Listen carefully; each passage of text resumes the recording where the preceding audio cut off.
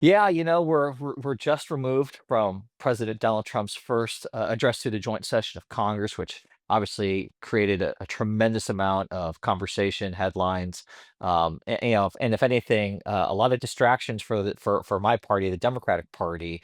Most notably, Congressman Al Green from Texas was kind of became the de facto Democratic Party response, I guess, with his we'll call it act of civil disobedience in the chamber that resulted in him being asked to leave. Speaker Johnson directing the Sergeant of Arms to remove him for his multiple interruptions slash outbursts. And if anything, as the Democrat here, I'll tell you, if the takeaway from the State of the Union, if you will, is Congressman Al Green, you're not doing it right, Democrats. That is not the headline that anybody wanted for a party that is leaderless, rudderless, in complete disrepair, lacking a coherent message strategy of any kind. The fact that a rank and file member of no particular notoriety or profile could essentially and effectively hijack the Democratic Party response is an absolute indictment of the party's failure to recalibrate since the November election. And I really think it's unfortunate because how many times have we heard Democrats complaining about, I guess it started with Joe Wilson's "You lie" comment when Obama was speaking. That was back, what, in 2010, and then you had Yeah. Taylor Greene. So the kind of sophomoric behavior that Democrats have been chiding Republicans for, unfortunately, now they're guilty of the same thing. And I thought the speech was the typical bumbling, mendacious prolixity. I mean, I think it was beat Clinton by 11 minutes for the longest one ever at 100 minutes. But having said that, in many ways, it was very effective because, as you say, there was very little. It was a disjointed Democratic response. They seemed they were sitting on their hands. They didn't know what to do.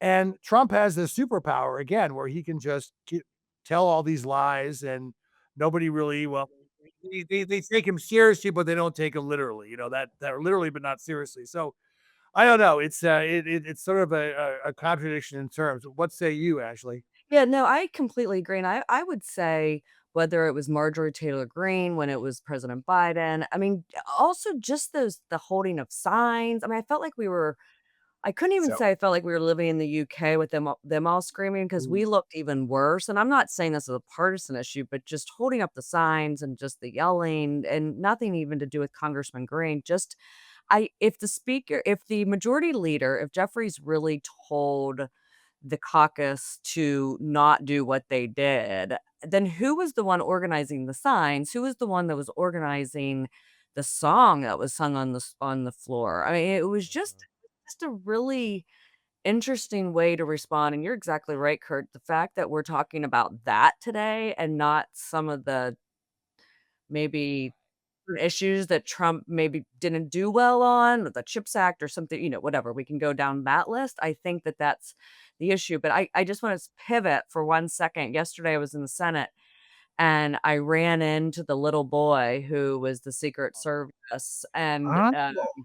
he, just by accident, we were both going through, security, and he looked and he j and was in his outfit, had his badge, and I walked through security, he's like, "I bet you want your picture with me."